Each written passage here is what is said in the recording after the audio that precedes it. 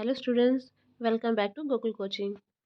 हम लोग आज स्टेट लेवल के साइंस के क्वेश्चंस देखेंगे। क्वेश्चन है, फाइलेरिया नामक रोग किस जीव के कारण होता है। ठीक है, तो इसका ऑप्शन ए है वुचेरिया बैंक्रोफाइट के द्वारा। ठीक है, वुचेरिया ब्रैंकाफाइटाइट के द्वारा। ऑप्शन बी है प्लाज्मोडियम वाइवैक्स के द्वारा। ऑप्शन सी है एस्कैरिस लम्ब्रिकोइडिस के द्वारा। और ऑप्शन डी है एंड अमीबा हिस्टोलिटिका के द्वारा। ठीक है, तो इसका ऑप्शन ए सही होगा, वुचेरिया बैंक्राफाइट। ठीक है, ऑप्शन ए है। ठीक, फाइलेरिया अथवा फाइलेरियासिस रोग वुचेरिया वुचेरिया बैंक्रोफाइट्स नामक सूत्र कृमि के द्वारा होता है, जिसका वाहक क्या है, क्यूलेक्स नामक मच्छर है। ठीक है, जिसका वाहक क्यूलेक्स नामक मच्छर है। फाइलेरिया से प्रभावित व्यक्ति का लसिका वाहिनियों तथा ग्रंथियों में सूजन आ जाती है। फाइलेरिया को हाथी पाँव, फील पाँव आदि नामों से भी जाना जाता है। नेक्स्ट क्वेश्चन है, जंतुओं में होने वाला फुट एंड माउथ रोग किस जीव के कारण उत्पन्न होता है। ठीक है, इसका ऑप्शन ए है जीवाणु, ऑप्शन बी है कवक, ऑप्शन सी है विषाणु एंड ऑप्शन डी है प्रोटोजोआ। तो इसका ऑप्शन सी सही होगा, विषाणु। जंतु में होने वाला फुट एंड माउथ रोग विषाणु के कारण उत्पन्न होता है। ठीक, फुट एंड माउथ अर्थात खुर पका मुंह का पका रोग। ठीक है, एक संक्रामक एवं विषाणु जनित रोग है। यह उन पशुओं में होता है जिनके खुर विभाजित होते हैं, जैसे गाय, भैंस, बकरी आदि। इस रोग से प्रभावित पशुओं के पैर तथा मुंह में छाले पड़ जाते हैं। नेक्स्ट, इसके बीज नामक रोग निम्नलिखित में से किसके कारण होता है। ऑप्शन है सूक्ष्म कीट, ऑप्शन बी है जीवाणु, ऑप्शन सी है विषाणु एंड ऑप्शन डी है कवक।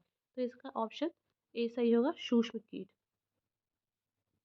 ठीक है, तो खाज अथवा इसके बीज एक सूक्ष्म कीट सरकोटिस स्केबी के कारण होता है। यह एक 8 पैरों वाला ऑर्थ्रोपोडा संघ का सूक्ष्म कीट है।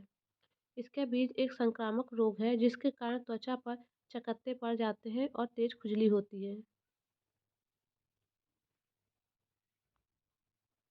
नेक्स्ट क्वेश्चन, कौन सी औषधि एवं आविष्कारक सुमेलित नहीं है। ऑप्शन है पेनिसिलिन, तो इसका आविष्कारक क्या है, अलेक्जेंडर फ्लेमिंग।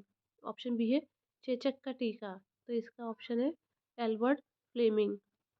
ऑप्शन सी है पोलियो का टीका, तो इसका ऑप्शन है जोनास साल्क। ऑप्शन डी है इन्फ्लुएंजा का टीका, तो इसका ऑप्शन है मॉरिस हिल मैन। ठीक है, तो कौन सा सुमेलित नहीं, तो इसका ऑप्शन डी होगा, इन्फ्लुएंजा का टीका मॉरिस हिलमैन। ये ऑप्शन हमारा सुमेलित नहीं है। इन्फ्लुएंजा अथवा फ्लू के टीके का आविष्कार जोनास साल्क तथा थॉमस फ्रांसिस ने संयुक्त रूप से किया था। इन्फ्लुएंजा एक विषाणु जनित श्वसन संबंधी संक्रामक रोग है जो नाक, गले एवं फेफड़ों को प्रभावित करता है। नेक्स्ट क्वेश्चन है, शिशुओं को लगाया जाने वाला टीका डीपीटी किस रोग से उनकी रक्षा करता है।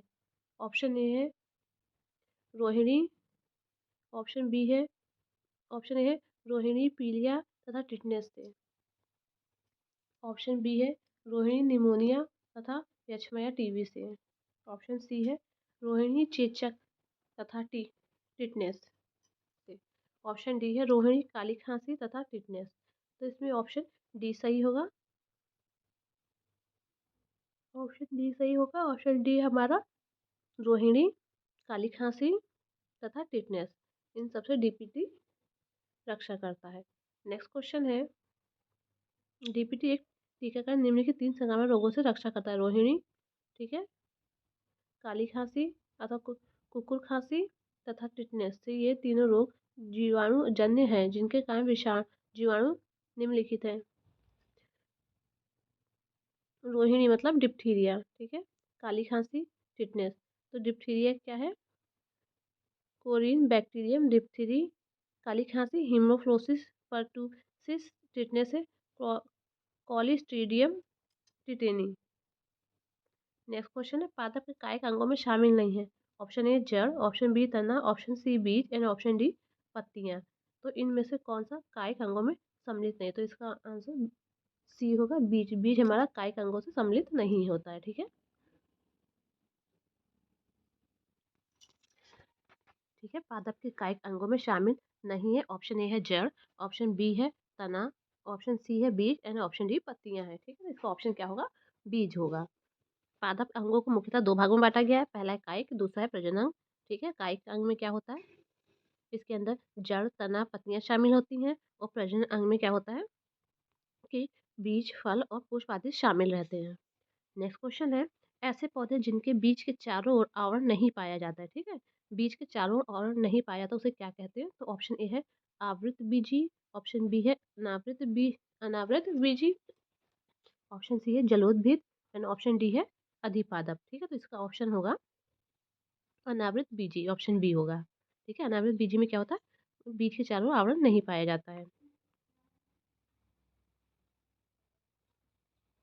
जिन पौधों के बीज के चारों ओर आवरण नहीं पाया जाता वे अनावृत बीजी यानी जिम्नोस्पर्म कहलाते हैं। और जिन पुष्प के और इन पर पुष्प भी नहीं होते। ठीक है, इनके जनाक एक लिंगी होते हैं और इनका परागण वायु द्वारा होता है, जैसे चीड़, देवदार, फर, स्प्रूस आदि अनावृत बीजी पौधों के उदाहरण हैं। ठीक, नेक्स्ट क्वेश्चन है, आवृत बीजी पौधों के विषय में असत्य कथन बताइए। ठीक है, तो वो पहले जो पढ़ा था वो अनावृत था, ये आवृत है। ठीक, तो आवृत बीजी पौधों के विषय में असत्य कथन बताना है। तो पहला, इनमें पुष्प पाए जाते हैं, ऑप्शन बी है इनके बीज फलों के भीतर होते हैं, ऑप्शन सी है इनको एक बीजपत्री तथा द्विबीजपत्री दो वर्गों में बांटा जाता है, और ऑप्शन डी है इनका संवहन तंत्र अल्प विकसित होता है। ठीक है, तो इसका ऑप्शन डी हमारा जो है ये असत्य कथन है। आवृत बीजी पौधे क्या होते हैं, पूर्णतः विकसित होते हैं, जबकि यहाँ पे लिखा है अल्प विकसित होते हैं। ठीक, तो ऑप्शन डी असत्य है। आवृत बीजी पादपों यानी कि एंजियोस्पर्म में बीज फलों के भीतर ही विकसित होते हैं। इन पादपों पर पुष्प आते हैं, इसलिए इन्हें सपुष्पी पादप भी कहा जाता है। इनके बीजों में एक या दो बीजपत्र पाए जाते हैं। इसी के आधार पर एक बीजपत्री या दो बीजपत्री नाम दो वर्गों में विभाजित किया गया है। और इसके बाद आबीजपत्री पादपों में पूर्णतः विकसित संवहन तंत्र भी होता है, जैसे कि जाइलम में फ्लोएम पाया जाता है। आवृत बीजी पादप मनुष्यों के लिए अत्यंत उपयोगी होते हैं, जिनसे अनाज, फल, सब्जी, लकड़ी आदि प्राप्त किया जा सकता है। ठीक है, तो आवृत बीजी पादप मतलब एंजियोस्पर्म, ये एंजियोस्पर्म को दो भागों में बांटा गया है, मोनोकॉट और डायोकॉट। ठीक है, नेक्स्ट क्वेश्चन है, पादप जड़ों के संबंध में असत्य कथन। ठीक है, इसमें भी क्या है, पादप जड़ों के बारे में असत्य कथन बताना है। तो पहला कथन है, जड़ें सामान्यतः मूलांकुर से विकसित होती हैं, ऑप्शन बी है ये प्रकाश स्रोत की दिशा में विकसित होती हैं, ऑप्शन सी है जड़ों का अंतिम सिरा, ठीक है, जड़ों का अंतिम सिरा मूल गोप के द्वारा भी सुरक्षित रहता है, और ऑप्शन डी है एक बीजपत्री एवं द्विबीजपत्री पादपों की जड़ें भिन्न भिन्न होती हैं। ठीक है, तो इसमें भी असत्य कथन बताना है, तो इसमें असत्य कथन है हमारा बी, ये प्रकाश स्रोत की दिशा में विकसित होती हैं, तो ये हमारा असत्य कथन है। पौधे का वह भाग जो बीजों के अंकुरण के समय मूलांकुर से विकसित होता है जड़ कहलाता है। ठीक है, बीजों के अंकुरण के समय मूलांकर से विकसित होता है उसे जड़ कहा जाता है। जड़ें प्रकाश के विपरीत तथा गुरुत्वाकर्षण की ओर वृद्धि करती हैं। ठीक है, तो जड़ें क्या करती हैं, प्रकाश के विपरीत तथा गुरुत्वाकर्षण की ओर वृद्धि करती हैं। इनका अंतिम सिरा मूलगोप के द्वारा सुरक्षित रहता है। ठीक है, इनका अंतिम सिरा मूलगोप के द्वारा सुरक्षित रहता है। एक बीजपत्री में अपस्थानिक जड़ें तथा द्विबीजपत्री में मूसला जड़ें पाई जाती हैं। ठीक है, एक बीजपत्री में क्या होगा, अपस्थानिक जड़ें, और द्विबीजपत्री में मूसला जड़ें पाई जाती हैं। नेक्स्ट क्वेश्चन है, ऐसी जड़ें जो मूलांकुर या तो किसी अन्य भाग से विकसित होती हैं कहलाती हैं। तो क्या बोला है कि मूलांकुर के अतिरिक्त, तो ऑप्शन ए है हमारा मूसला जड़ें, ऑप्शन बी है अपस्थानिक जड़ें, ऑप्शन सी है प्राथमिक जड़ें एंड ऑप्शन डी है द्वितीयक जड़ें। तो इसका ऑप्शन हमारा बी सही होगा, अपस्थानिक जड़ें। ठीक है, मूलांकर के अतिरिक्त विकसित होने वाली जड़ों को क्या कहते हैं, अपस्थानिक जड़ें। बीज के मूलांकुर के अतिरिक्त पौधे के किसी अन्य भाग से विकसित होने वाली जड़ें मूलांकुर मूलांकुर मतलब उन जड़ों को क्या कहते हैं, अपस्थानिक जड़ें कहते हैं। मूलांकुर के अतिरिक्त अन्य भाग से विकसित होने वाली जड़ें अपस्थानिक जड़ें कहलाती हैं। ठीक है, ऐसे अपस्थानिक जड़ें कहलाती हैं। इन्हें रेशेदार जड़ें भी कहा जाता है। अपस्थानिक जड़ें पौधों को यांत्रिक सहायता देने, भोजन संग्रहण करने, तथा अन्य जैविक क्रियाओं के लिए अनेक प्रकार से रूपांतरित हो जाती हैं। ठीक है। नेक्स्ट क्वेश्चन है, निम्नलिखित में से किसे रेशेदार जड़ तंत्र कहा जाता है। ठीक है। ऑप्शन ए है हमारा अपस्थानिक जड़ तंत्र, ऑप्शन बी है मूसला जड़ तंत्र, ऑप्शन सी है तुर्क रूप जड़ तंत्र, ऑप्शन डी है कुंभी रूप जड़ तंत्र। ठीक है। तो किसे हमें रेशेदार जड़ तंत्र कहा जाता है, तो ऑप्शन ए होगा हमारा अपस्थानिक जड़ तंत्र को क्या कहा जाता है, रेशेदार जड़ तंत्र कहा जाता है। ठीक है। अपस्थानिक जड़ तंत्र को रेशेदार जड़ तंत्र कहा जाता है, जो एक बीजपत्री पादपों तथा फर्न में पाया जाता है। इस जड़ तंत्र में सामान्यतः तने ही शाखित होते हैं। ठीक है। क्या होता है, तने ही शाखित होकर विकसित होते हैं। ये जड़ें भूमि की सतह के समीप ही वृद्धि करते हैं। घास तथा नारियल के पौधों में रेशेदार जड़ तंत्र पाया जाता है। नेक्स्ट क्वेश्चन है, मूसला जड़ों के विषय में असत्य कथन की पहचान कीजिए। ठीक है। तो इसमें भी असत्य कथन पहचानना है कि जो कथन गलत है मूसला जड़ों की। तो ऑप्शन ए है, ये जड़ें बीज के मूलांकों से विकसित होती हैं। ठीक है। तो ये सही है। ऑप्शन बी है, ये जड़ें प्रायः द्विबीजपत्री पादपों में पाया जाता है। ये भी सही है। ऑप्शन सी है, गाजर चुकंदर मूसला जड़ों के परिवर्तित रूप है। ये भी सही है। ऑप्शन डी है, मूसला जड़ें कंदिल जड़ें स्तंभ जड़ें। ठीक है। मूसला जड़ें क्या है, कंदिल जड़ें स्तंभ मूल अपस्तंभ मूल के रूप में परिवर्तित हो जाती हैं। तो ये ऑप्शन हमारा गलत होगा। ठीक है। तो ऑप्शन बी हमारा क्या है, गलत है। ये हमारा सत्य कथन है। ठीक है। तो यही हमारा आंसर होगा। मूसला जड़ें मूलांकुर से विकसित होती है, जो प्रायः द्विबीजपत्री पादपों में पाई जाती हैं। गाजर चुकंदर मूली मूंगफली आदि मूसलाधार मूसलाकूट मूसला जड़ों के उदाहरण हैं। ठीक है। गाजर चुकंदर मूली मूंगफली आदि मूसला जड़ों के उदाहरण हैं। मूसला जड़ें तुर्क रूप कुंभी रूप शंकु रूप पिंडक जड़ों तथा श्वसन मूल के रूप में रूपांतरित हो जाती हैं। जबकि कंदिल जड़ें जबकि कंदिल जड़ें क्या होती है, स्तंभमूल अपस्तंभमूल आदि अपस्थानिक जड़ों के रूपांतरण है। ठीक है। नेक्स्ट क्वेश्चन है हमारा। नेक्स्ट क्वेश्चन है, विश्व का सबसे छोटा तथा सबसे बड़ा पुष्प क्रमशः है। ऑप्शन ए है रेफलेसिया एवं कमल, ऑप्शन बी है वुल्फिया एवं रेफलेसिया, ऑप्शन सी है लिली एवं फूलगोभी, ऑप्शन डी है लेवेंडर एवं ग्लेडियोलस। ठीक है। तो इसका ऑप्शन बी सही होगा, वुल्फिया एवं रेफलेसिया। ठीक है। ये क्या है, सबसे छोटा है कौन सा पुष्प है, वुल्फिया, और सबसे बड़ा रेफलेसिया। ठीक है। विश्व का सबसे छोटा पुष्प वुल्फिया है, जिसे वाटर मिल अथवा डकमिल, ठीक है, जिसे क्या कहते हैं, वाटर मिल या डकवीड भी कहा जाता है।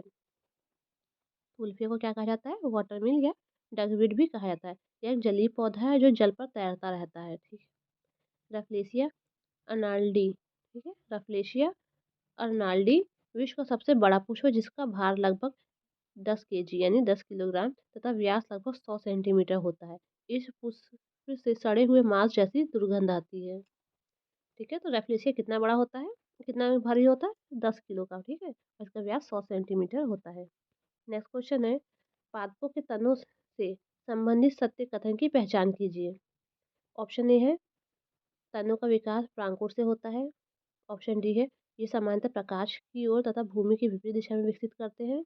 ऑप्शन सी है, तनों पर पर्व तथा पर्व संधियाँ पाई जाती हैं। एंड ऑप्शन डी है, उपयुक्त सभी। ठीक है। तो सत्य कथन की पहचान करनी है, तो ये तीनों ही जितने कथन है सभी सत्य हैं। तो इसका ऑप्शन डी सही होगा, उपयुक्त सभी। ठीक है। तना पौधे का वह भाग है जो बीज के प्रांकुर से विकसित होता है। यह पादपों को सहारा एवं दृढ़ता प्रदान करता है।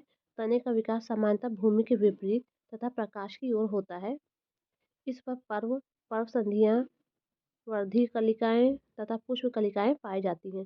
तनों को मुख्यतः 3 वर्गों में विभाजित किया गया है, भूमिगत तने, अर्धवायवीय तने तथा वायवीय तने। ठीक है। तो नेक्स्ट क्वेश्चन है हमारा, भूमिगत तने का रूपांतरण नहीं है। ऑप्शन ए है प्रकंदन, ऑप्शन बी है स्तंभ कंद, ऑप्शन सी है शल्क कंद एंड ऑप्शन डी है स्तंभ प्रतान। ठीक है। तो इसका ऑप्शन हमारा कौन सा होगा, ऑप्शन डी। ऑप्शन डी क्या है, स्तंभ प्रतान। भूमिगत तने का रूपांतरण नहीं है, स्तंभ प्रतान। पौधे के तने का वह भाग जो भूमि के अंदर पाया जाता है, भूमिगत तना कहलाता है। ठीक है। पौधे के तने का वह भाग जो भूमि के अंदर पाया जाता है, उसे भूमिगत तना कहा जाता है। प्रतिकूल परिस्थिति में भोजन संग्रहण के कारण ये तने मोटे एवं मांसल हो जाते हैं। ठीक है, मोटे और मांसल हो जाते हैं। भूमिगत तनों के रूपांतरित प्रकार एवं उनसे संबंधित पादप निम्नवत है। पहला है प्रकंद, हल्दी, अदरक, केला, फर्न। ठीक है, स्तंभकंद, आलू, डहेलिया, और तीसरा है शल्ककंद, प्याज, लहसुन, और चौथा है घनकंद, जिमीकंद, केसर का पौधा ये। ठीक है, तो भूमिगत तनों को ऐसे विभाजित किया गया है। नेक्स्ट क्वेश्चन है, निम्नलिखित में से पत्तियों का रूपांतरित स्वरूप नहीं है। ठीक है, तो ऑप्शन ए है हमारा पर्णकंटक, ऑप्शन बी है पर्णप्रतान, ऑप्शन सी है घटपर्णी, और ऑप्शन डी है पत्र प्रकलिका। ठीक है, तो इसका ऑप्शन हमारा डी जो होगा वो सही होगा। ऑप्शन डी हमारा पत्तियों का रूपांतरित स्वरूप नहीं है, तो कौन सा होगा? पत्रकलिका पत्तियों का रूपांतरित रूप नहीं है। पत्तियां सामान्यतः हरी, चपटी तथा पतली संरचना वाले पादप अंग होते हैं। ठीक है, पत्तियां कैसी होती हैं? हरी होती है, चपटी होती है, पतली संरचना वाले पादप अंग होते हैं जो प्रकाश संश्लेषण करके पौधे के लिए भोजन का निर्माण करती हैं। ठीक है, जो प्रकाश संश्लेषण करके पौधे के लिए भोजन का निर्माण करती है। कुछ विशिष्ट कार्यों के संपादन के लिए पत्तियों का निम्नलिखित रूपों में रूपांतरण हो जाता है, जैसे पर्णकंटक, पर्णप्रतान, पर्णाभवृंत, हुक, शल्क, घटपर्णी, ब्लैडर वाटर, चूषक, कंटक, पुष्पीयक आदि। ठीक है, नेक्स्ट क्वेश्चन, विश्व का सर्वाधिक ऊंचा पौधा कौन सा है? ठीक है, विश्व का सर्वाधिक ऊंचा ऊंचाई वाला पौधा कौन सा? तो ऑप्शन ए है यूकलिप्टिस, ऑप्शन बी है पियोरोकॉर्प्स, ऑप्शन सी है पोलीएलिथिया, ऑप्शन डी है टेक्टोना। ठीक है, सबसे ऊंचा पौधा कौन सा है? इसका आंसर होगा ऑप्शन ए यूकलिप्टिस। ठीक है, नेक्स्ट क्वेश्चन है, यूकलिप्टिस पुष्पीय वर्षों। ठीक है, यूकलिप्टिस पुष्पीय वर्षों में सर्वाधिक ऊंचा वृक्ष होता है। यह अत्यधिक मात्रा में जल का अवशोषण करता है, जिससे उस स्थान पर जल की कमी हो जाती है और भूमि बंजर होने लगती है। विश्व का सबसे ऊंचा वृक्ष सिकोया है। नेक्स्ट क्वेश्चन है, अदरक एक तना है, जड़ नहीं, क्योंकि? ठीक है, तो इसका ऑप्शन क्या है? अदरक एक तना है, जड़ नहीं है क्योंकि? ऑप्शन ए है या भोज्य पदार्थ संग्रहित करता है, ऑप्शन बी या क्षैतिज रूप से भूमि में विकसित होता है, ऑप्शन सी या पर्व और पर्व संधियों युक्त होता है, या क्लोरोफिल विहीन होता है। ठीक है, तो इसका आंसर होगा सी, अदरक एक तना है, जड़ नहीं है, क्योंकि यह पर्व और पर्व संधियों का युक्त होता है। अदरक एक जड़ विहीन पौधा है। इसकी संरचना में पर्ण संधियां पर संधियां पाई जाती हैं, जो कि तने की मुख्य विशेषता है। अदरक एवं हल्दी तने का एक रूपांतरित रूप है जिसे प्रकंद कहा जाता है। ठीक है, तो अदरक और क्या है? हल्दी तने का एक रूपांतरित रूप है जिसे प्रकंद कहा जाता है। नेक्स्ट क्वेश्चन है, वह शुष्क पुष्प कली जिसका प्रयोग मसाले के रूप में किया जाता है। ऑप्शन ए हमारा इलायची, कार्डमम, ऑप्शन डी बी है केसर, सैफरॉन, ऑप्शन सी है दालचीनी।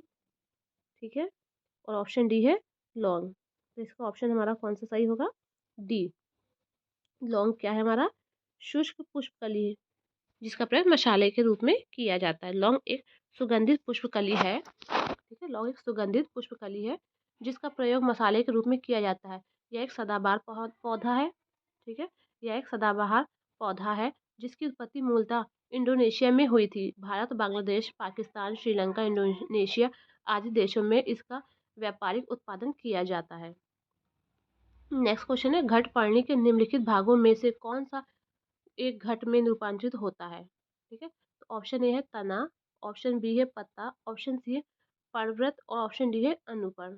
ठीक है, तो इसका ऑप्शन हमारा बी सही होगा, पत्ता। ठीक है, घटपर्णी के निम्नलिखित भागों में से कौन सा एक घट में रूपांतरित हो जाता है? तो वो हमारा क्या होगा? पत्ता होगा। घटपर्णी अथवा निपेंथिस, ठीक है, एक कीटभक्षी पौधा है जिसके पत्ते अथवा पर्णफलक घट में परिवर्तित हो जाते हैं। ये घट के ऊपर ढक्कन के समान एक संरचना होती है और घट में उपस्थित पाचक एंजाइम शिकार कीट को पचाकर पादप को पोषण प्रदान या प्रोटीन प्रदान करते हैं। भारत में भारत के मेघालय राज्य में निपेंथिस खासियाना नामक एक दुर्लभ प्रजाति का घड़पर्णी पौधा पाया जाता है। कहाँ पाया था? मेघालय के कौन से? खासियाना नामक दुर्लभ प्रजाति पाई जाती है। नेक्स्ट क्वेश्चन है, निम्नलिखित में से कौन सा पुष्प एक भाग नहीं है? ठीक है, कौन पुष्प का एक भाग नहीं है? तो ऑप्शन ए है दलपुंज, ऑप्शन सी है पुमांग, ऑप्शन सी है परिव्रत और ऑप्शन डी है जयांग। तो इसका ऑप्शन हमारा होगा सी, परिव्रत। ठीक है, बाकी सभी क्या है? पुष्प के भाग है, दलपुंज भी है, पुमांग भी है और जयांग भी है। तो ऑप्शन सी, पुष्पीय पौधा में पुष्प एक प्रजनन अंग है जो प्रायः तने या शाखाओं के शीर्ष अथवा पत्तियों के अक्ष पर विकसित होता है तथा फल एवं बीज उत्पन्न करता है। पुष्प के भाग प्रमुख निम्नवत है: बाह्य दल, दलपुंज, पुमांग, जयांग। ठीक है, और पर्णवृत्त पत्ती एवं तने के जोड़ों वाली संरचना है जो पत्ती को प्रकाश में उठाए रखता है। ठीक है, तो पर्णवृत्त क्या है?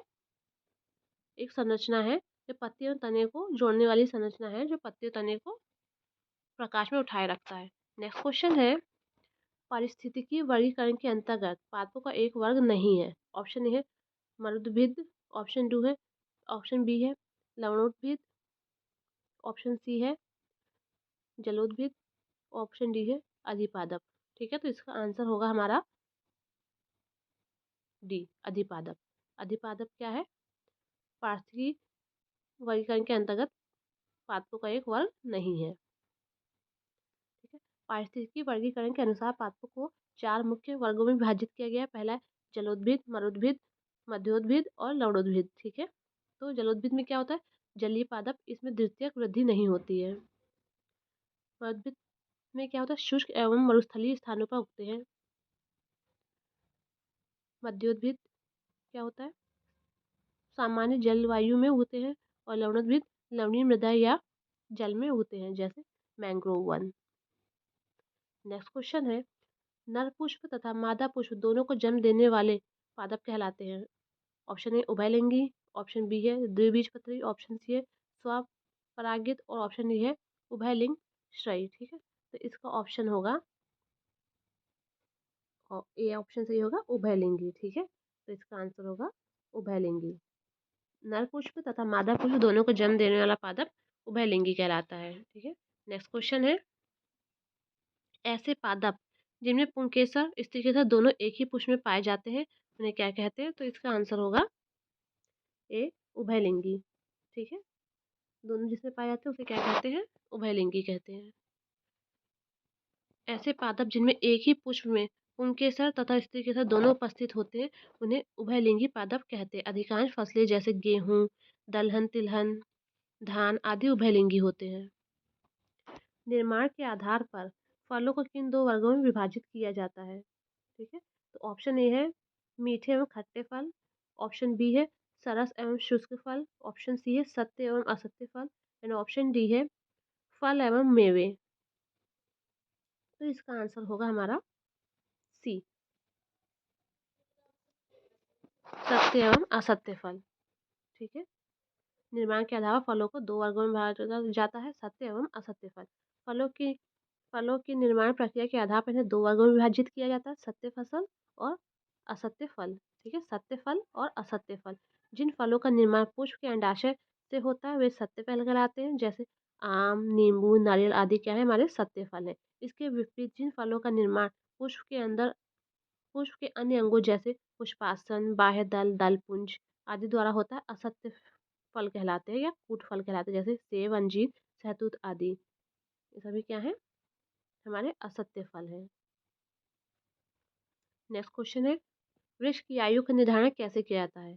ऑप्शन ए है इस भार के द्वारा, ऑप्शन बी इसकी ऊंचाई के द्वारा, ऑप्शन सी वार्षिक वलयों की संख्या के आधार पर, ऑप्शन डी जड़ों की लंबाई के आधार पर। तो इसका ऑप्शन हमारा सी सही होगा, वार्षिक वलयों की संख्या के आधार पर। ठीक है, तो वृक्ष की आयु का निर्धारण वार्षिक वलयों की संख्या के आधार पर। वृक्षों के तने एवं शाखाओं की लंबाई में पूर्ण वृद्धि के प्राथमिक वृद्धि के बाद वृद्धि की छाल एवं लकड़ी के मध्य स्थित कैम्बियम नामक पतली परत सक्रिय हो जाती है जो वृक्ष की मोटाई में वृद्धि करती है। ठीक है, यह वृक्ष की द्वितीय वृद्धि कहलाती है। वृक्ष की द्वितीय वृद्धि के कारण प्रति वर्ष वृक्ष की लकड़ी में एक नई परत जुड़ जाती है जो पुरानी परत से भिन्न दिखाई देती है। इन्हीं परतों को वार्षिक वलय कहा जाता है। इनकी गिनती से वृक्षों की आयु का निर्धारण किया जाता है। ठीक है, आज के लिए इतने ही क्वेश्चन। आगे बाकी क्वेश्चन हम लोग नेक्स्ट वीडियो में देखेंगे। तब तक कि आप लोग चैनल को लाइक, शेयर और सब्सक्राइब करते रहिए।